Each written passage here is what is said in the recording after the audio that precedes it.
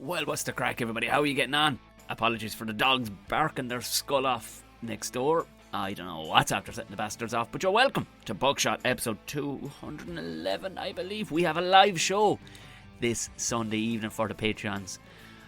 By live, we'll do it via the internet. We'll have a few drinky winkies and whatnot, so if you fancy becoming a Patreon, go through the link in the bio. Or just, look down below, click on through, it's $3. And with that, you support the show, and it's cool as shit. As well as that, you get all the ad-free content, early access, and you get the videos. There's a rake of videos up there. So if you have some Christmas scratching your you-know-what, and you want to kill some time and get away from the family, there's about 80 or 90 videos up there for you to have a right gander at. That's minimum, a lot of hours. I don't know how many it is, but join the Patreon. It'll help this show. Anyway, the next stand-up show I'm doing is in McCooey's on the 28th, which I've been told is sold out. So we'll try and get more going there. I don't know. It's sold out, and if you're coming, great. I will see you there on the 28th, McCooey's in Newry. Oh, the excitement. Right, follow me. If you're brand new, subscribe anyway. And follow me on all the usual platforms. Tom Mahoney Comedy or Buckshot Podcast will find you. You'll find it. I'm very easily found. So yeah, I do the TikTok. I don't really do the TikTok things. Everything that's on TikTok is on Instagram. So it's up to you really. I don't know what even my handle is on the thing. It is what it is. You know what I mean? So it's handier to follow me on Instagram. It's probably the best place for the whole lot. And if you would rate, if you can possibly, because this is the thing, I haven't been asking much on this one. Rate, if you can, on whatever platform you're on. If you can't do that, do a screen grab. Just screen grab it, post it, tag it on whatever platform you want. Tag the show, tag me, whatever. I don't mind. It's really just to get the word out there. The Tom and Jerry Show Christmas special came out on Monday. Jerry with a G. If you're going, what in the Christ is that? Go find the Tom and Jerry Show. It's myself and Jerry McBride, one of the Water for Whispers writers. There's a rake.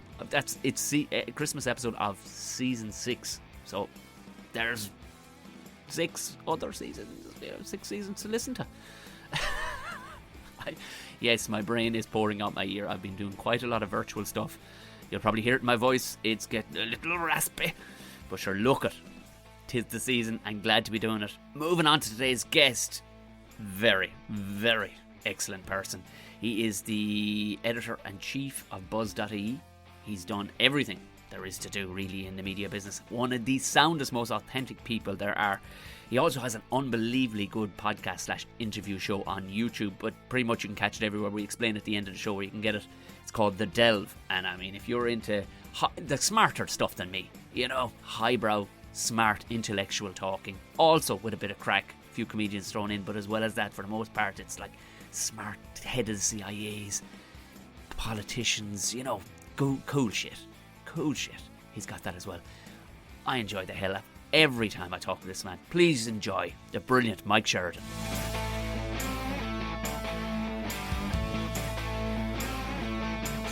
I never feel, especially when I know the person, I never feel a normal intro into these. That kind of was like, oh, well, Mike Sheridan, welcome to the show. There's no normal way of being your Radio 1 voice. Even though we were like chatting just before I hit record. What's the difference? Like, there's no fucking... Yeah. Just, it jars with me when it's somebody I know too, like going, okay, Mike, we're about to go live.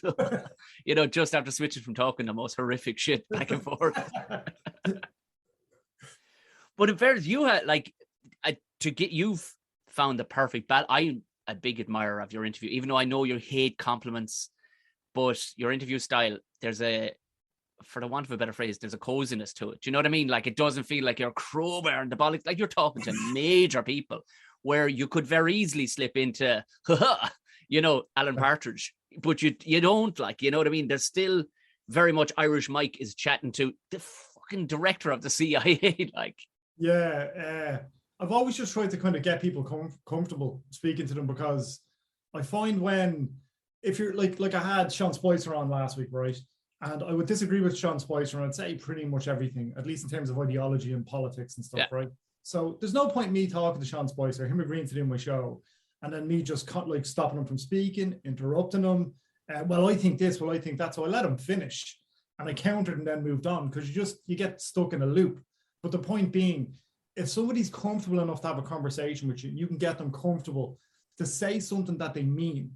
That makes way more sense than contradicting them, stopping them, interrupting them, and then trying to pull one word they said from that to be something of substance. So, like, if I'm speaking to somebody who's an actor or somebody who is involved in politics, I try and treat them all the very same way. Now, like, that can be disconcerting for some people because they're kind of waiting on that moment. Yeah, that's what So I would always say this, because with somebody filming now, since I started with Buzz, I've got a cameraman shooting 2 cameras this side. I would have operated them myself, which was great crack.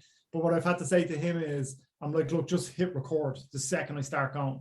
So the second is like, I'm doing the same thing you're doing now. I'm doing majority of them are Zoom interviews. So I'm just hit record and we'll start a conversation, and we'll hopefully have a natural point where we can start the show can start then at some point, and the person doesn't feel like they're on, they're under spotlights and they haven't switched on, they haven't turned that switch. So it's always how I've tried to approach doing interviews now.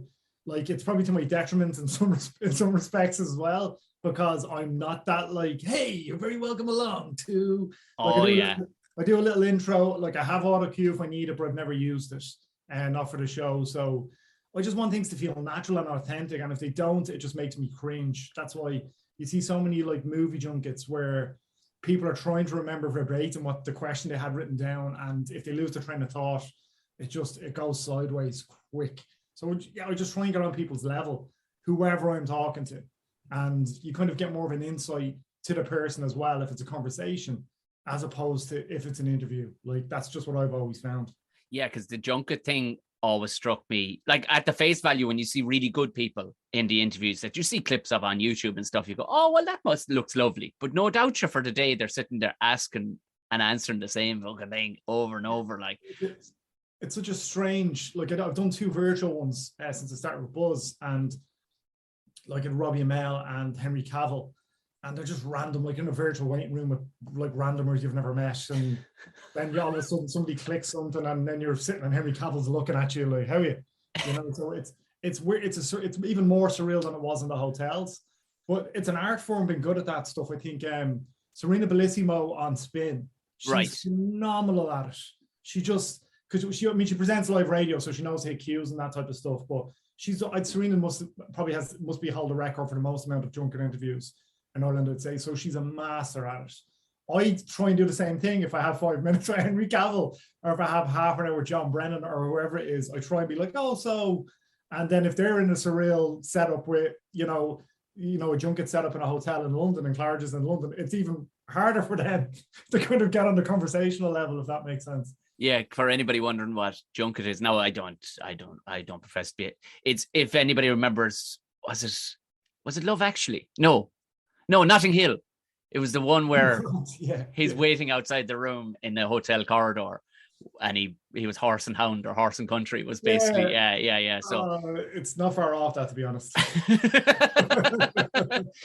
Yeah, because I can only imagine what the waiting room is like going, all right, because you don't want to spill any beans like while chatting to other people, like, either. But yeah, they're just surreal. They're like, when you look at the people I've interviewed over my career, like, it's not as impressive as it looks, because so many of them are junkets, at least in terms of the movie stars. And I don't, at least for me and how I do things, I don't include those as proper interviews or as proper conversations, just because they're so, unless you've got a decent amount of time with somebody, they're very staged, and it's hard for them not to be. And it's not the person you're speaking to's fault. There's a studio involved. There's a very expensive publicist involved.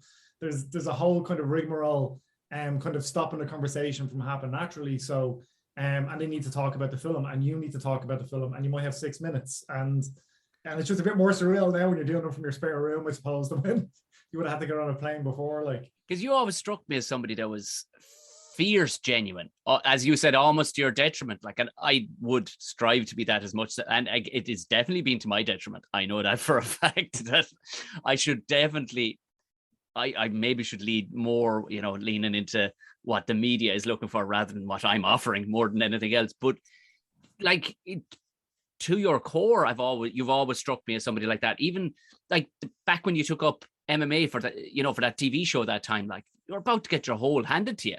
Do you know what I mean? But for journalistic reasons, as well as I'm sure there was personal reasons too. Like you wanted to give it a crack. Like yeah, it's one of those. I think with Barbaric Gentleman with the doc, that was we were close to making a couple of TV shows around the UFC and around MMA, and they didn't happen for a couple of reasons after Barbaric Gentleman. But the point being, I was looking to go down that route, and I didn't feel like I could talk about mixed martial arts in any sort of way with credibility without having done it. Yeah. And that's not to, talk poorly of people that, there are plenty of commentators in mixed martial arts who are very good. And just from my own perspective, I feel like there's a certain amount of empathy with color commentary that you need to, if somebody's in a position that's clearly painful, yeah, yeah, a joke or something like that, you need to have experienced that. And there's a guy called Robin Black, who's an MMA analyst, very, very good MMA analyst from Canada, who says the very same thing. And he did the same thing. He did it much later than me. He went and had a few fights and was able to kind of understand the perspective of somebody when they're in a certain position. So that was kind of the thinking behind that. And also, like, I grew up in a fairly rough area on the north side of Dublin, and I didn't learn how to fight properly until I was in my late 20s, 30 odd. And it's amazing the kind of confidence that it gives you. And I always say this, like, a lot of the lads I train with over the years are like, they're sweethearts, they're nerds, like they're not the typical hard jaw aggro types that you think they are at all. And that's something that I always try to get across, especially with the documentary. And it just kind of gives you a certain amount of confidence and a certain amount of confidence in that, you're not, worried about walking past a group of lads. Like, I grew up in Coolock, in a place called Mofew on the north side of Dublin. And like, to say it was rough. Now, I still have some of my best mates who I grew up with, and we're also mates that, I grew up with there, but it was bad. And there's so many videos going around now I get sent on, those WhatsApp groups. Yeah. And they're like Snapchat videos of what's happening in Mofew. And I'm like showing my girlfriend, I'm like, here, Joe, look, this is where I used to live. And she's like, Jesus Christ, why are you setting that car on fire? I just wish my big regret with mixed martial arts is not having the confidence to do it when I was much, much younger. I was really sporty growing up, but I never I didn't have the balls, I don't think, to go and actually try it, because everybody should get punched in the face once in their life. Yeah. It's no harm. But why was it even big? Like, you know what I mean? Because I remember speaking to people about doing mixed martial arts years ago, but it literally was that. It was mixed martial arts. I had a taekwondo background, other lads had a judo background and stuff like that. We didn't technically know what the fuck we were doing, like, you know what I mean? Yeah. But it was the explosion of it then, maybe 5 years later, it actually formed as a sport, and it'll probably end up being an Olympic sport at some stage. But was there even that option? Had you a boxing club nearby or anything like that? Karate club and stuff like that nearby, and I think I tried that, but I gravitated towards GA when I was young, and played a lot of football and stuff when I was young. And that's just like any kid, like you're kind of doing what your mates are doing, and you're leaning towards a little bit sports they're doing because it's a social thing at that stage. And like genetically, I was quite lucky with being able to lose weight and stuff quickly for the sport. And like, don't get me wrong, it's not easy, but what the analyst in the Irish Strength Institute would have said, John, he's a master's in that stuff, in nutrition and fitness and all that stuff. And he was like, you're carb tolerant, so you can lose weight quite quickly. So genetically, I'm quite lucky. But I can also put it on quite quickly as well, I think. But so you're the most Irish person ever. You can eat as many spuds as you want, and as many spuds as I want, and no matter how much sun I get, either be red or completely pale. One or the other, like. But I haven't trained now in a couple of years. So since the start of all this nonsense, so I do miss it. Like I'm looking at the lads I trained with, all getting graded into their brown belts and stuff now, and I never graded in jiu-jitsu because I'm like I joke with one of the lads, Danny, saying I like car park brawls. I've got like 90, not that I've ever done it, but I've got like 90 seconds of pure power in the tank, and then that's it. Yeah. And the lads would have all been a lot more technical than me, would have, wore the suit a lot more, would have wore the gi a lot more. And I just wanted to go in and grapple and fight. Yeah. Which is probably why I have like cauliflower ear and broken nose and all that stuff. So I didn't learn a huge amount other than how to kind of handle myself ultimately, I suppose. Like, so I was never going pro, put it that way. The jiu-jitsu thing is unbelievable, isn't it? Like, can you even be an entrepreneur nowadays if you don't do jiu-jitsu?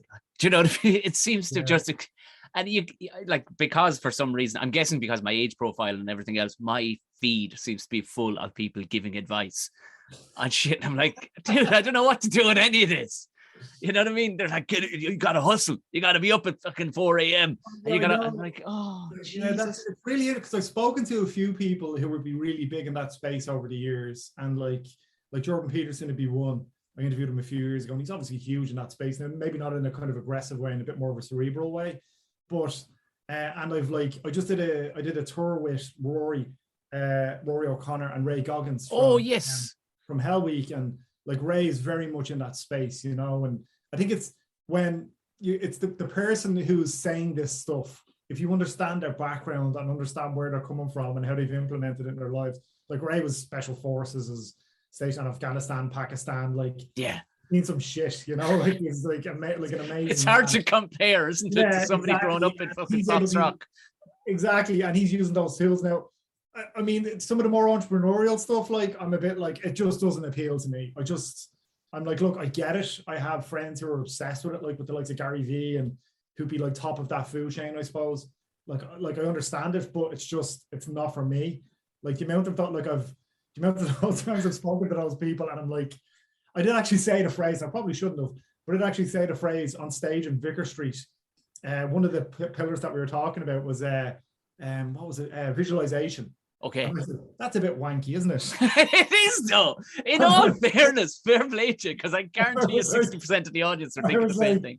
To me, it's just like, they should watch, like, look, again, I appreciate it works for people, but for me, it never really went in, you know. But yeah, I get the same thing on like when you're scrolling on social media, I get the same mates sharing that stuff. My brother's obsessed with all that stuff as well. But somebody like Jordan Peterson, I can understand a little bit more. There's a psychology behind. He's a clinical psychologist. Yes, yeah. Like regardless of whatever you think about the man, like he's a clinical psychologist and has a background in this stuff, and you know, kind of speaking to people. But yeah, it doesn't. I don't know. It just doesn't. It never really landed with me. Like, yeah, there's a couple of lads.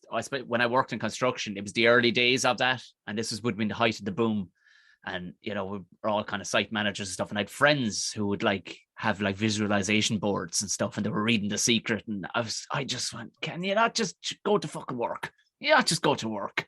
And just, obsessed with this stuff and reading Tony Robbins and shit like that. You're going, I don't know what to tell you. Like, and fascinating characters, like they are, like to see that the followings that these people build are almost cult, like, you know. Oh yeah. Well, again, it becomes everything, and you'd be at the coalface of seeing these kind of things, but so many things become, whose team are you on? You know, like if you just put Jordan Peterson, he cuts straight to the bone is what the major problem with that man is, or for people, is that there's no fluff around what he says. He actually reads like instructions for building something. Yeah, he can be very next. Yeah. He's clear, he must be on some form of spectrum, because he doesn't care about people's emotions in the conversation. He just cuts straight to the point and gives you the reasoning around it, which I can absolutely see. But for some reason, he's been made totally political, and it seems like everything is whose team are you on nowadays? Yeah, it's a weird space, because when we had him over, it was in the studio at the time. It was in 2018, and his show was the following night in Tree Arena. Now his show was with Douglas Murray and Sam Harris as well. Right. Yeah. It was a weird, like, they invited us along, so myself and my girlfriend went along, and it was a weird setup. And like, I hadn't really, like, I read Jordan's book before I interviewed him, and I really enjoyed interviewing him. I really liked talking to him. But the night itself was strange. Like Douglas Murray came out and made a crack about something, and it's just like really posh English lad making a crack about something Irish audience. And you know what I mean? The fucking Fields of Baton Roy just started coming up. Come out, G Black and Tans. Come out. Again, but that's the theme thing. So that was strange, and I think it's how he's been marketed to some degree. And like, I think he's a very cerebral, smart man, and I think he's a very sensitive man. And like, I spoke to his daughter last year as well, and he's doing this huge tour again now. He's doing it again now. Next year, he's going to do Tree Arena again. So I think he's one of those people that, like, and this is the problem I think nowadays with kind of traditional media and independent media, like what you're doing and what like I'm doing to some degree, is that there's no snippets really. You really have to pay attention and listen to a conversation, or listen to the whole of what somebody's saying to understand what they're saying. And otherwise it's very, very easy to take things out of context, or to like something could be said in a very sloppy way, something could be articulated in a very, very sloppy way, and then you're cancelled. You know, like you just and then what happens then, I feel is, and I've seen this happen to people, is that as soon as there's pushback, or you know, there's kind of a gang up on social media or wherever it is, all that does is push people further and further to the like right and off the cliff. Yeah. You know, it's like the vaccine's not working, it's all bullshit, COVID's a lie. You know, like it's all, I've seen that happen with so many people, because the only people who are embracing them, or who are like, who appear to be, at least on the surface, who are trying to understand, oh yeah, look, you just made a mistake, are those people people that are a little bit, you know, more on the right side of politics, at least. Like, but it comes back to that thing of sides. It's all mental. Like, most people understand nuance, and you know, are individuals. Like, yeah, because I wonder that, like, I don't know anybody. I don't think I know anybody who's that much staunch. Now, the odd time I've met somebody like that and they've kind of revealed themselves to me, I'm going, oh, you give a shit about that, do you? Because I just care about the mortgage, to be honest with you. Like, and just telling some dick jokes. That's about it, really. You kind of nearly made to feel a bit of a fucking Egypt for not giving a bollocks. But I can almost say I can't think of anybody who's that way inclined. So it would seem it's a smaller minority, is it? Yeah, like I think the small minority but they're vocal is the thing. Like, yes. Whatever side, quote unquote, side you're on. I think the vast majority of people, like Bill Burr's been really smart about this. You listen to how he talks about it. Like, he's actually really succinct in how he speaks about it. He's like, look, 85% of people don't give a fuck. Yeah. You know, like, and he travels the countries. He's a touring comedian like yourself. He's traveling around America, and like understands the different points of views and the different perspectives, or at least hears them, and realizes that most people aren't extreme. Like, the media have a massive, massive part to play in that. And because they're reinforcing the same point over and over again. And generally speaking, this is somebody, I've been in media for 15 years. The alarmist stuff, you know, gets the best traction. That's fact. And now for 2 years straight, it's been nothing but alarmist stuff. So at a certain point, you know, people kind of consciously or subconsciously pick sides, I think. And even though really they mightn't quite understand it, but I feel more accepted by these people, so I'm going to lean that way. Or I feel more accepted by these people. Or, like, you see so many things, I've seen it happen so many times online, where it's always the, like, it was Army Hammer. Like, there was so much shit going around about Army Hammer, you know, and we won't go into it because we don't want to get sued. There's so much stuff going around about him online, and it was interesting because he was appeared to be one of those like super woke, you know, like, always felt the need to point that out. Always felt the need to say, and those are the ones I'm always a bit cautious. Oh, to abs 100%. Anybody who's shouting, just do the right thing. You don't have to point it out every 2 minutes. You know, we shouldn't be murdering people, guys. Oh, he definitely has murdered somebody. Yeah, you definitely have. Yeah, you know what I mean. It's revealed itself in the comedy world a few times, like, where there's people going, guys, come on, and you're like, there's something not sitting. Oh, 6 months later, I see. You know, a few things have kind of come to the surface. You're like, yeah, like, you were shouting a bit too much there now. Yeah, that public facing, you know, front, and the actual reality of what that person is like, I'm sure in the day-to-day. Like, I've seen that, and that's something that kind of has always frustrated me. And not that exactly, but just that kind of inauthentic way of kind of handling yourself on social media and trying to project something that you're not, or just that it's always felt really cringe to me, and I've never been able to, and look, again, to my detriment probably, you know, I haven't been able to do it. Oh, no, I couldn't live with myself, and I'm sure you're the same. 100%. It's something, and sometimes I get not annoyed with mates of mine who are kind of sharing things. I'm like, oh, for the love of Jesus, do I have to explain? Like, and then I find myself turning into that dickhead, going, do I have to explain myself? But I'm at least mature enough now to just walk away and just go, oh, for fuck's sake, why are you buying into that absolute dose? Like, and then when I meet the person in person and I explain it, they're like, oh, I didn't see it like that at all. I'm like, oh, trust me. That's an absolute douchebag that you're hanging, you know, that you're promoting there. Like, you should really, really wind it back in a bit, because I can't get my head around. And especially since moving back to the country, when you're meeting guys here who they're the most raw version of a human.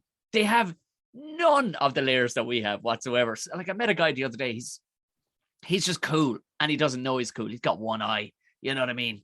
He's just He's just ridiculously cool old bastard, but has nothing. Like, he does chainsaw carvings, not for money, not to put on Instagram, just because they're cool. And he doesn't have a wife nor child or nothing. He's just got him and his dog, his gun and his chainsaw. And you're like, that's it. That's top. That's it. And the guy has, and do you know what? He doesn't realize, on some level, he doesn't realize he has it made. He has it fucking made. No mortgage, no nothing, just has a couple of fucking cows, and that's it. He's like, but he's the most content person. Mike, you've never met somebody. I met him for first time in 20 years. I met him, and you've never met somebody just radiantly content with life. He's like, I got my fags, got a few pints, got the dog. What more? And you're like, yeah, what more is actually needed? You're right. Yeah, it's like, you know, you don't ask his opinion on Donald Trump because I'm sure he doesn't give a fuck. Not one shit. Stuff. Like, he's just, and like there's ignorance is bliss to some degree, you know, like it's like you can know too much, you know, like there can be too much information. So to be somebody who's just living their lives in a very like individual, content way, like that's the dream. It's like the red pill or the blue pill in the Matrix, isn't it? It is. I'm just gonna, whatever else is going on, I don't even need to know about. Like it's all good for me. Like, well, it's that apocalypse thing, you know, where everybody goes back to nature. This guy's already there. Nothing would change for him if there was a big EMT strike. Like, he would just go, okay, so this flip phone doesn't work anymore. That's fine. That's fine. Like, I mean, I mean, I'm not huge on social media. Like, I've got it, like I have to use it for work, and I've always had to use it for work. But I found it the most, that's been difficult. I think the last couple of years has been social media. I think it's hurt more in the pandemic than it's helped, because I think there's too much information, there's too much noise, and no matter what one scientist seems to say, there seems to be another scientist with something else. There's, you know, the science is unfolding in real time around COVID. The pandemic is it's been reported like breaking. Every second tweet is breaking. Every second tweet is new variant cases or whatever, and it has people on this constant like state of alertness and just what next. It's this weird low level anxiety that hasn't gone away for fucking 2 years, and it's not good for you. And so I'm envious of that chap with the one eye and the fucking dog.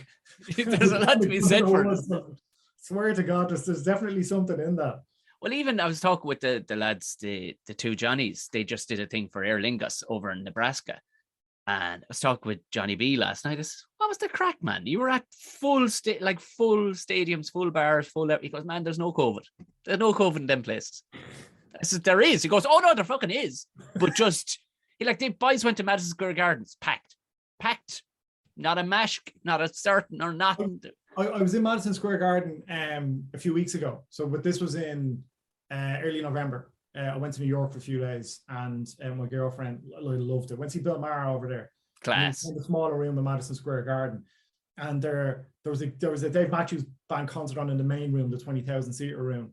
And like, you know, New York is a funny one because it's been so politicized in America that if you wear a mask, it's seen as a political statement, which is just strange. But they're checking the COVID certs, and they have apps and stuff that, like, the Americans are so efficient, you know, especially New York. They have an app that's like, it's a New York COVID app or whatever, and you have your cert, your COVID cert in there, you have your ID, and you need to use that as well. Like, you can have the last time you were tested or whatever. So you literally walk up to a bar and you just go scroll, go on.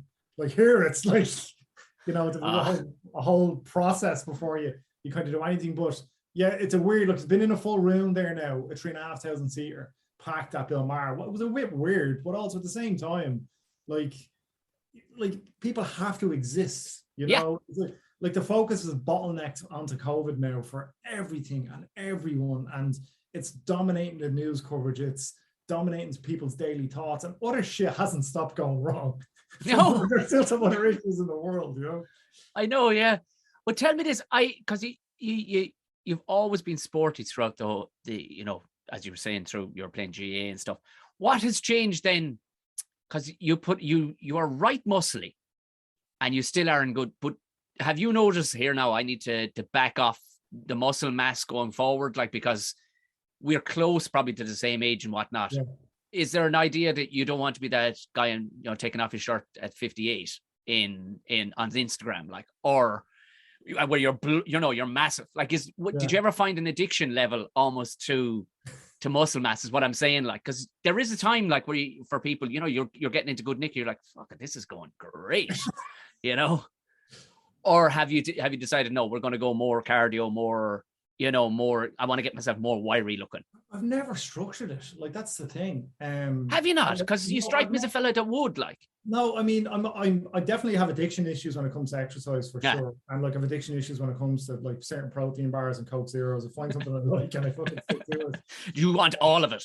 Yeah, but I mean, early on, like a couple of years, we moved into this house about a year and a half ago, myself and my girlfriend, and when like, obviously we couldn't go to gyms, and that was a big freaker for me. I freaked out, massively freaked out. I had a background previously in running ultramarathon, so I was used to, you don't grind for X amount of hours, then you haven't worked out. So I changed that mindset a little bit. But I bought an assault bike, I bought a Rogue Echo bike, I bought a rower, an ERG rower, and I bought, more recently, I bought a bike as well, one of those, a Concept 2 bike as well. And I have like so for the first, say, 6-7 months of everything that was going on, at least where I am now, and from like July onwards, August onwards, I was just doing like ridiculous amounts of pull-ups and going on the assault bike or the bike for like maybe an hour. Or I'll do a really, really long interval session on the Concept 2 bike. So I'm doing a lot of cardio, but I'm trying to mix it up. My diet's never been great. But what, like, the mindset has had to shift because I'm 40 next year, and the mindset has had to shift because I just find, like, I'm cramping a bit more now. I'm like, injuries happen a bit. That's what happened in MMA. Like, one of the last like serious sessions I did when I first went freelance, I went to a wrestling class, and we just come back from Kilkenny, so I was literally out of the car. So I've been in the car for a couple of hours, went to a grappling class, and I went one way and my knee went the other way. And it took that bit longer to heal. So like, it was more understanding how to recover a bit more and understanding, I need to be drinking more water. I was just an idiot and like didn't stretch. I would just go and run and try and lift weights or whatever. But it's understanding that I'm definitely getting a bit more structured the older I get. Yeah. But even then, I don't, like, I measure my heart rate. Like, I have a whoop strap and I measure my heart rate as I'm training, so I can make sure I'm staying in a certain zone or whatever for the cardiovascular stuff.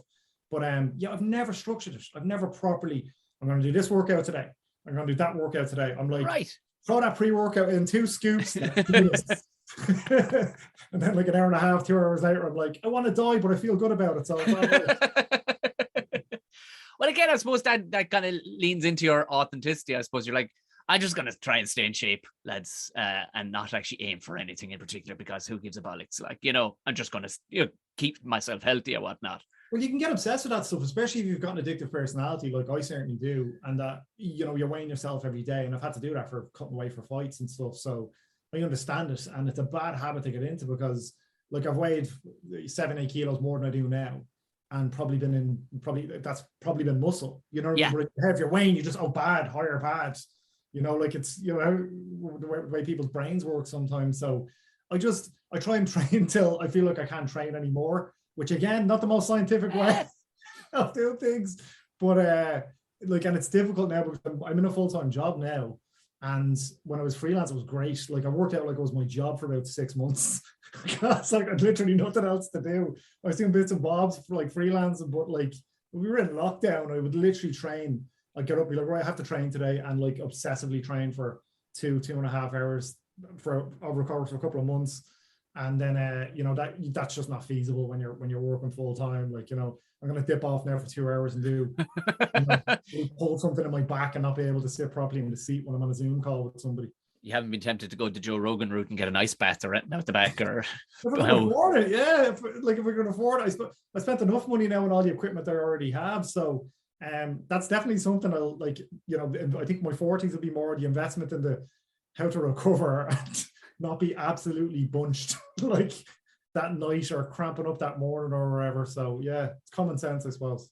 It's interesting, like, because I remember talking my grandfather. He got to the 100 mark and he decided, that's it, I'm done. And a month later he died, but in the most relaxed way. Just kind of went, that's it, now I got me check. But I remember asking him, like, going, like, the fuck, he didn't take a fucking multivitamin. He ate like 4 different meals. That was it. And you're kind of going, what? How do you get there? Like, and he had no real answer other than his whole thing was no stress. Just do everything on your terms. That was his literal thing. And he literally died on his terms. He went, that's me now. I went, you're grand, you'll get to 101. The fuck do I want that for? Don't get another check at 101, do I? I was like, fair point. And a month later, he was like, look, and he was gone. It must just be genetics. I think certain people are just kind of built a certain way. And, you know, it's, excuse me, like if it's something like, because you hear about so many things, like my girlfriend's always saying to me, like, you can get cancer from those things, as chemicals and that Yeah. cause it. Oh, Christ, I know. Like, I'm eating like a Twix and a protein bar, but like, what? Like, it's just nice though. And so, I mean, there's a certain amount of caution that obviously you have to kind of have day to day with certain things that are going to be bad for your health. But at the same time, you know, there's always a story like your grandfather who's like, I did me for 100 years and, you know. But I think he was right. And what I was kind of getting to was the underlying anxiety that you're talking about that's being pumped into society at the minute. Like that man, he couldn't give a shit about anything. He did everything on his terms, even in arguments. Yeah. There weren't even arguments. It was just, he was saying things and that's how it's happening now. And walk off. Just go, no, I will never forget going with him one day and to get it. It was a thing. It was actually for my mother. It was like do you remember the old the KitchenAid things? She had one for years, and something blew in it. He went with me to the place where you get these things fixed, and this angry old witch that everybody knows not to go near. And when she said, she was at the front desk, and without even looking up, she's like, "Yeah, I'll get your man to have a look at it next week." And he just tapped on the counter. This is like 97. He tapped on the counter. I'll be in tomorrow for it. Thanks. But there was something in his look that the woman just went, Grant, I'll get him to look at it now. I don't know what it was, 97 years of perfecting that look of, I don't give a shit what you're saying, and I'm in no way getting stressed, but I'll see you tomorrow, and I'm assuming it will be fixed. There was no backward step at all in his mind. But I think it's the stress thing is probably one of the best things we could try and avoid, you know, that kind of way. Yeah, and that's hard at the moment, I think. That's it, yeah. There's only so much escapism you can kind of do day to day. And look, I think a major issue at the moment is that like a lot of people have done like quite well out of pandemic, whether you're Jeff Bezos, whether you're a reporter who's gotten a huge following or whatever is off the back of it. I think it's natural kind of human inclination to all want to double up on that stuff and want to keep the following and want to keep the ridiculous amount of money you're making or whatever it is if you're Jeff Bezos. I think it's inherent in people to be like, oh, I want to keep this up. I want to keep doing this. I can't dip off. Yes, yeah. And that's a major issue when it comes to something like giving people the news, because there's so much noise at the moment. There is so much noise. And for people to try and differentiate between what's bullshit and what's real and what's the actual news and what's, like, we're living in a post-Trump world now, really. It's all, and every second thing can be fake news or can be branded fake news. Yes. It's so important to get people to try and understand some semblance of, like, those people that are engaged and those people that will feel that anxiety and will feel that stress. It's because, like, I don't have the capacity to look at some of the stuff I'm looking at and go, understand the different charts and all of this stuff around case numbers and around variants and that type of stuff. So it's that element of, you know, who can you trust? Who is giving it to us straight? Who is not just looking for fucking retweets? Yeah. What's real here? What's the, you know, and that just seems to have happened less and less. Those places just seem to be more and more like kind of scanting out to find within everything that's going on. Because look, I can't imagine what it would have been like on fucking Twitter had World War II. Oh my God. The war would probably still be going on, you know, like, yeah. So it's a strange time. And if you can, like, figure out a way of dealing with that, like, been able to look at it, been able to consume it, because again, somebody like me, I have to, and kind of compartmentalize it to some degree. But I had a guy called Derek Thompson on the show in June, and a really, really smart guy. He writes for The Atlantic, and he was an excellent guy, and he does stuff with Bill Simmons now in The Ringer. He has a podcast with him. But he's written really well on COVID and on the pandemic since the start of it. This guy was ahead of the curve on so much stuff early on. He just spoke to the right people and was able to articulate it and communicate it in a way that I think a lot of people understood. And I spoke to him in June. He kind of called everything, like I said, look, in 6 months' time, blah, blah, blah. And he kind of called everything that's kind of happening now, as if kind of saying, look, at a certain point, this is going to be endemic. This is how they work. But also, you know, like a cold isn't, you know, colds like evolve and come back and immunity wanes. It just happens every single year, you know. But if that's not to say that, like, this isn't serious and that cases aren't serious and all that stuff. Of course they are. but there needs to be perspective. And his point was, you need to call out the bullshit. Because I said that to him. I was like, look, if it bleeds, it leads. I've been doing this for 15 years. I understand that. I've seen traffic spike, for the most ridiculous stories with the most ridiculous headlines. And he was like, people need to call that out. That needs to be called out. And that's happening less and less now. And I think it's taken somebody like Trevor Noah did a little bit recently. I was really excited when Trevor Noah took over the Daily Show. I'm a huge fan of Jon Stewart. Yes, yeah. And when Trevor Noah took over the Daily Show, they kind of tried to cancel him for old tweets right away. So it took him a while. Brilliant guy, really good interviewer as well. Really, really good interviewer, very smart guy. But he was on the show recently and he said something about, there was this other way to do that media clip and then he does the commentary on it. Yes, yeah. There was a media clip around the guy, the Moderna CEO, talking about how many more boosters we're going to need. And like, I'm paraphrasing obviously, but Trevor Noah was like, why are we fucking asking him? Yeah, yeah. He's going to say we need more. Yeah. And then he's getting called an anti-vaxxer and shit on Twitter. You're like, that's common sense. Yeah. So, or it took Jon Stewart to go on Stephen Colbert a few months back, and he produces that show. Obviously, Colbert started with him. But to be he said something along the lines of like, if there's an explosion of chocolate in a town and that town has a chocolate factory, you might go, maybe this came from the chocolate factory. There's a chocolate factory there. So I think it's in relation to Wuhan and all that stuff. But the point being, you have to be able to look at other ideas feasibly with common sense and not be attached to like some sort of weird ideology because it means you're on a team. And that comes back to being authentic as well. Oh, people will like me if I say this, or I'll get more clicks if I have breaking hashtag. Yeah.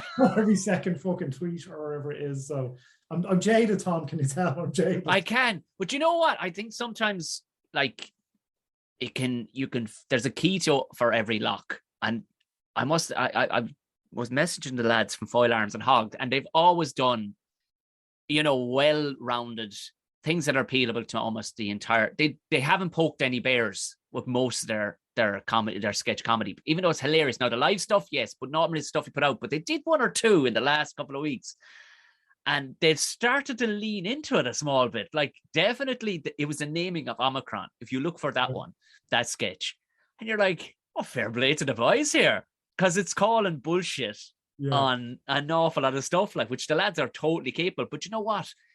Because they've set their stall out with so many of the public, it's a nice way of just rather than swinging with a sledgehammer, because I don't think people can take a sledgehammer. They just can't. But the boys have come in a nice way. They've come in and started calling bullshit on some of this stuff, but done it in a very soft, subtle, kind of sneaky, comedic way. There's no denying it's very fucking funny, But I think that's how people will understand it. Like that was the brilliance in Jon Stewart. That's the brilliance in Trey Parker and Matt Stone, the South Park lads. Yeah. And what they do, if you can entertain people while making a point, whether you really mean it or not. And if you watch some of the writers' room stuff on South Park, there's a documentary called 6 Days to Air. Yes. Lads, and it's just they're working on a level that I can't comprehend. But what the Foil Arms and Hog boys are doing as well is that they kind of have that audience there. Once they make them laugh, once they kind of keep that audience engaged, keep them laughing, then if they make the odd points, you know what I mean? If there's an odd kind of pointed in there, then like kind of all the power to them, but it's still a joke, Like it's still funny. This isn't current affairs, lads. Like, you know what I mean? This is still a sketch. Yeah. Have you ever found yourself, because obviously you're in the media and so, have you ever found yourself almost having to be careful? Or do you just go, fuck it. It is what I am, because there was that whole thing. It's not, I don't know, is it waning? But there was that whole thing maybe 2 years ago where it was talking about toxic masculinity and whatnot and all the rest of it. And I know Peterson was at the forefront, and he was the whipping boy for people that wanted to give out about these things. But you know what I mean? Like, you look after yourself and stuff like that. You're clearly a bloke, but at the same time, you're still a very well-spoken, nice bloke. But was there ever a point where you had to kind of sidestep that bullshit, or do you just go, fuck off, I try to think of things in a very contextual way. Like, I try and think of things from, like, it's very easy to demonize people, right? Yeah. And some people are just pieces of shit and need to be demonized. That goes without saying. But also, you're not going to change anybody's mind by attacking them. So, like, if I disagree with somebody or something around, like, I don't quite understand the phrase toxic masculinity. Like, I don't understand it. Like, I've always tried, and this is what it comes back to, like, I've tried to be a genuinely decent person, whether I'm like, because I've staff now, I've had staff in other publications I've ran. I've tried to be a genuinely decent person and a decent boss. I've tried to do that. And like, I'm sure sometimes I haven't been, but that's my context. So if somebody's calling out, I don't know, I don't say any names, or somebody's calling out somebody on something else about toxic masculinity, I don't relate that to myself. Yes. So I'm not like, oh wait, that could be me, and then lose the plot, you know, like I'm like, but some of it definitely is frustrating, and some of the calling out is definitely virtue signaling, 100%. And you can always tell that, especially the lads that do it. You can. That's what I mean. These white knights that do it. Yeah. And like that it always comes back to those. It's always those lads. It is creepy bastards. Lads. You know, it's like you ask around about those boys, and you'll generally find out a few things about them, I'd say. But yeah, like I've never been like, I don't know, one for a better phrase, triggered by it, but it's certainly frustrating. But you do try and understand people's context, and like I always try and do that. Like I didn't do a Delver. I'd love to get her on, but I interviewed her a few years ago for a paper, and Megan Phelps. Oh yeah, broker, and she was in the Westboro Baptist Church for years. And I'd urge anybody to look up her TED Talk. She's a brilliant TED Talk, and she's one of the most fascinating people I've ever spoken to. I read her book, and really good book too. And she talks about how she got out of the Westboro Baptist Church, and she was in all the early Louis Theroux docs and pick it up saying the worst shit imaginable, horrible stuff. And you could see her kind of waning when Louis Theroux went back a little bit. She wasn't as sure, but she was still holding the pick cards. She was still, you know, protesting, you know, dead soldiers' funerals and shooting victims and all that type of stuff. But what got her out of that church was kindness. Like people started engaging with her on social media, and I think some Dutch documentary filmmaker started engaging with her, and she said, like, look, if people had have kept demonizing me, I'd still be in that church. But it took somebody like being curious and asking me a question, and then like, why? Like help me understand your point of view, for her to be like, oh, this is really fucked up, and to kind of come out of, you know, one of the worst groups in at least in Western civilization. You can't say the world. Some fucked up places. But that always stuck with me, and I found it really, really profound in how she spoke about it, and that like somebody tried to understand her. Somebody tried to be like, look, she was born into this. She's not somebody who, you know, I think read a few books and was like, yeah, fuck it, actually, this born into it. She grew up with it. She was raised with it. Like that's not something that kind of changes overnight. So, and look, I've been guilty. I've been like reactionary to stuff too. I'm like, that's a piece of shit. Yes. But it always comes back to try and understand where people are coming from, no matter what they're kind of saying. Now, look, again, fucking Ted Bundy's a serial killer. Nobody needs to understand. No. You know what I'm saying? So there's always a line, but yeah, it's a funny phrase. I think the toxic masculinity phrase is a funny phrase. Like I expected to get more shit over interviewing Jordan Peterson or over interviewing somebody like Sean Spicer, who's kind of still friendly with Trump, than I got. But I think it was how I spoke to them. Like both men, and I'm not putting Spicer and Peterson in the same basket, but just for argument's sake, like how I dealt with both interviews was to challenge them, like in a very let them say their piece, and then to kind of challenge them after and go, well, actually, I think this, but anyway, and I'll move on. You know, I'm not going to be like, well, fucking you're wrong, and then try and get them to change their minds. Yes, yeah. It's not going to happen. Not at all. And the ego it would take to try and get, you know, Sean Spicer to change his mind about gerrymandering. Like, yeah, it's not going to happen. So, it's a hard and it's an easy thing, I think, to get caught up in, to see stuff like that and to assume that, you know, these words been thrown around are about you because you're a guy, or, you know, you think, oh, well, I'm quite laddish, like, are they talking about me or whatever? Well, it doesn't matter. Like, if you're a decent person day to day, you know, if you're not a piece of shit, you do nice things and don't tweet about doing nice things. Yeah. You just fucking do them. And, you know, there's nothing to worry about. Yeah. What was Spicer like? I mean, did you get to talk to him a little off? I mean, it seemed like a very, again, almost a very civil chat. I won't call it an interview. It seemed like a very civil chat that you had. What did you pick up from him when you were speaking to him? Because he was vehement in what he was saying, and that he thinks Trump will, if he runs again, he'll get in. Like you can. There's certain points from the media. The likes of him will be, you know, perpetuated as being a fucking lunatic to buy into this notion and all the rest. But he said it wasn't sensationalized. Your interview wasn't like coming up next with Mike Sheridan. Do you know, it was more of that and get more views. Yeah, I know. But I wouldn't watch it like, and if for nobody else, Mike, for me, you did it honestly. I like, I mean, it was a tricky one for me because, look, I've done a lot of political stuff, especially over the last couple of years, like a lot of political interviews, like, and I mean, US political stuff. I have a guy this week called Brian Tyler Cohn, who is, he's huge in Democratic space. He's an activist, but he's like over 1 million subs. And you've definitely seen his videos. If you look at anything political, he does these direct to cameras. He's interviewed everybody, like current White House officials. He had the chief of staff, Joe Biden's chief of staff, on last week. And he'd be the other side to the coin that Sean Spicer was last week. And he was a hard one to kind of get a read on, really, to be honest. Like, I think he kind of started the interview a little bit. I mean, look, if you looked at my Twitter feed, I'm sure you'd realize, like, politically, we probably don't align. And I'm not one to really tweet political views or anything like that, but I'm assuming you could probably tell, but at the same time, I try to understand his points. Yeah.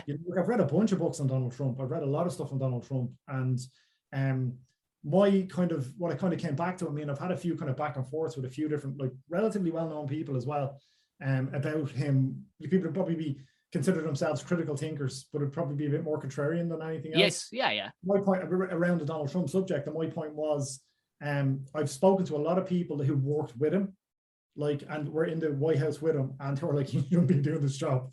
Or like, lads, trust me, he should not be doing this fucking job, And then so for Sean Spicer to be like, well, I think he's going to win again.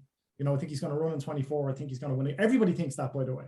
So, like, anybody I've spoken to thinks, like, what Brian Tyler Cohn said to me was like, he doesn't want to be the kingmaker, he wants to be the king. He doesn't have the propensity to hand over the ego and not run. So understanding that's important, because if he does run and win again, you're going to need to understand these people. Now, there's an element of, like, the Republican Party, and Spicer would be part of that, who are like, they want to be on a winning team. Yeah, yeah, of course, yeah. If you call Trump out, you're dead to him. It's all ego. You're gone to him. Complete narcissism. Like, you're just completely gone to him. So I was understanding that perspective from Spicer, trying to understand it, but also, like, realizing as well, like, he's a human being. Yeah. And when I did kind of when we did kind of discuss certain points or kind of talk around certain things, I mean, he was like, he made the argument I think most politicians or most political types would make, and be like, well, Democrats do that too. so they call for violence and the rhetorics, all of that stuff. So it's one of those that I could have argued with him, literally. I could have sat there arguing with him until he hung up on me, or I hung up on him or whatever. But it's not a conversation. That's not discourse.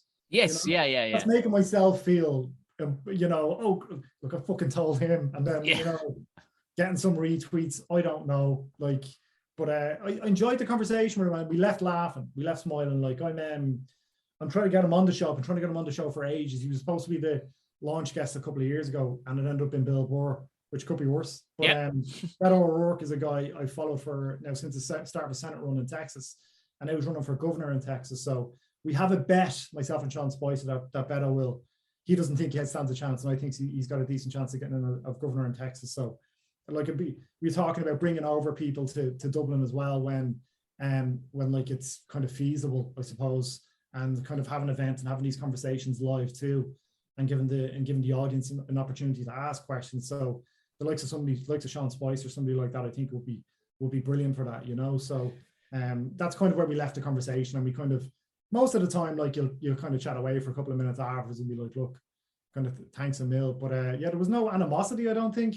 I mean, he certainly didn't tweet out the interview. I'd say that. Yeah, So, I mean, he works for Newsmax, so which is if you can watch Newsmax live on YouTube. And I watched the show before the interview, obviously, and like it's certainly like different. It's very American, but like there's mainstream news networks that would be considered left leaning that aren't far off that stuff. Like, yeah, of course.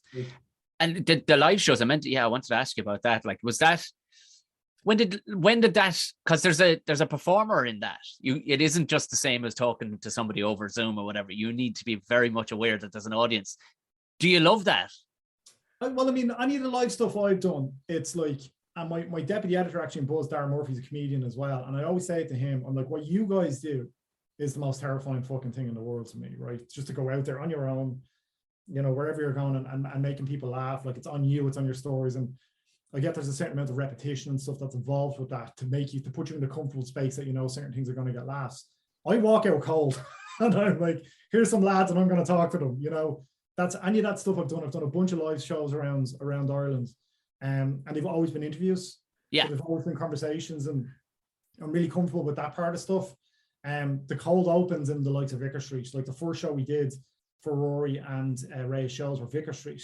And like, I haven't been in a fucking room with that many, like, walking out then to people, like, and I'm not a comedian. I'm far from it. So I just try and keep it short and then get the conversation going. Like if I'm good at anything, it's keeping people in a comfortable space that they feel like they can share things and have that conversation. Or with Ray and Rory, it was like they're making sure they were hitting their points, they were getting through the pillars that they wanted to talk about. They're very clear about what they wanted to talk about. And I've done other stuff with, like, David Rudolph was in did a tour with him. He was a lawyer. He's a book coming out, actually. He was a lawyer in The Staircase, that Netflix show. Yes, yeah. Like, and you know, we did 9 or 10 shows, I think, around different parts of the country. And at a certain point, when you're doing that many, or you're doing them kind of back to back, you hit a certain groove. But I'd love to do more. Like I love, like Bob Woodward came over a couple of years ago. Fintan O'Toole got it.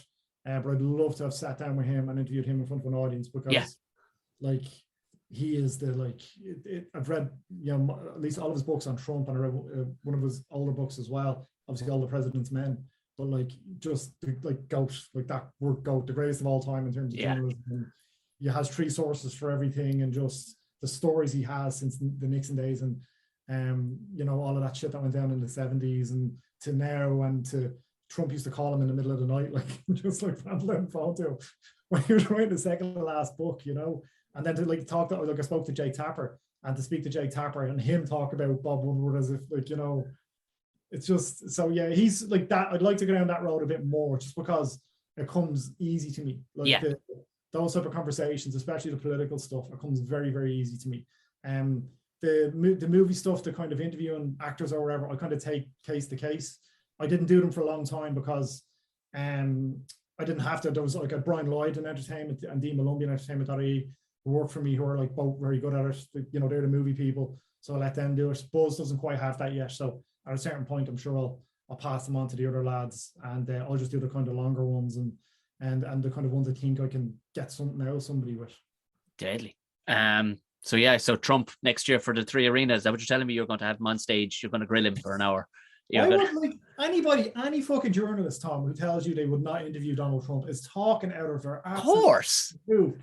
I mean, the crack alone, like, the after party be savage. Let's be honest. I will say, like, Piers Morgan is somebody who gets a lot of shit, and he's deserved it a lot of time. Oh yeah.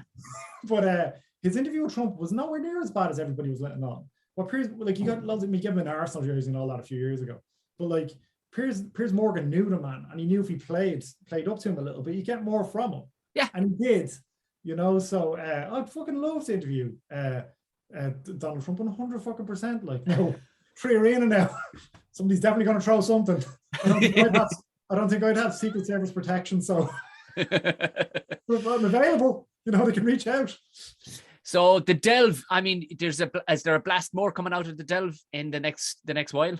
Yeah, I've got Brian Tyler Cohen's going out today. So that one, by the time people listen to this or watch this, that one will be out. I'd encourage people to listen to that one, because he's the other side of the coin to Sean Spicer, and he's a superstar in that democratic space in the US. I've got Adam McKay, who's a director, won an Oscar. Yeah. He directed Voice. He just directed the new Leonardo DiCaprio, Jennifer Lawrence movie, Don't Look Up. Did the Anchorman movies, like, produced a Succession. Like, a brilliant guy, like brilliant guy. And so, but that's just going to be audio, I think, because of where he's going to be in the world. But that's going to be a pod that'll probably be going out just before Christmas. So they're coming up. I'm trying to get a bit more. I'm trying to get some more, like, kind of not local, but I'm trying to speak to some kind of higher ranking Irish politicians. I'm trying to move into that area so we can. Danny Healy-Rae. I'm just 2022. I interviewed Al Gore a few years ago, and I mentioned it was Danny Healy-Rae and Michael Healy-Rae, but they were like, climate change deniers, you know. I had a conversation with Al Gore about Noah's Ark. That is the trifecta we need to get. Mike Sheridan, Danny Healy-Rae, and Al Gore on stage in Vicar Street. It's up there if people want to look for it. But yeah, talking about Noah's Ark and Danny Healy-Rae to Al Gore is definitely I don't know if I'd say career highlight, but it's a career something. There's more of them coming. So we'll have probably 5 or 6 in total this side of Christmas, and then like kind of after Christmas as well, I'll try and keep them rolling as well. I'm running Buzz as well, so it's not as easy to get the time to kind of chase people and kind of set up the interviews and then have them filmed and edited and all that stuff. So, but there should be more coming. Class stuff. Where's the best place to grab it? Over on buzz.ie? YouTube. So like if you want to delve, like definitely check out buzz.ie, because it's a rebooted version of an old site called Buzz, and it's like I'm really proud of what the journalists and stuff what we're doing there. We're trying to do like non-reactionary alarmist. I like how your stuff too. Also, you have no leading, you've no headlines that go, "We can't handle these chicken wings in Dublin." I'm going, oh, watch it. Collectively, you went around the office and you all realised you couldn't handle the chicken wings in Elephant and Castle. Can you not? Okay, fair enough. All right. We're not going to be. It's never going to be one of those sites that does the type of numbers that some of the other sites do, and I'm fine with that because we're trying to explain things. Really, we're trying to like kind of, it's not if a shooting happens somewhere like in my old neighborhood or something like that, we're not going to cover that. It's not what we do. Yeah. But the kind of bigger stuff we're going to cover and explain our form. That's what we're trying to do there, and like so the delve has kind of been absorbed a little bit into Buzz, for as long as I'm there at least. And and then we amplify the interviews then in some of the like Reach Ireland on Buzz, so in some of their newspapers and stuff as well. So you do like check out Buzz for sure. But if you want the delve, the best place to get the delve, I haven't updated the pods yet, but the YouTube, that's where all the interviews are. Just search the delve on YouTube and they're all there. Very easy to find. Mike Sheridan, absolute champion. Thanks a million. Thanks for having me, Tom. And my thanks to Mike. His show, The Delve. Go have a gander at it. There's a rake of class content up there. Like I said, support the show by going through Patreon, which you'll see in the show notes if you just scroll down on your phone. Pop on through. We've got a live show hanging out, having a drinky winky this Sunday evening, 8 p.m. on the 19th. And it'll be a bit of crack. Other than that, follow me on all the usual platforms. If you would share the show, that'd be great. Now, go on away, have a smashing weekend, and I'll talk to you again next week. Good luck.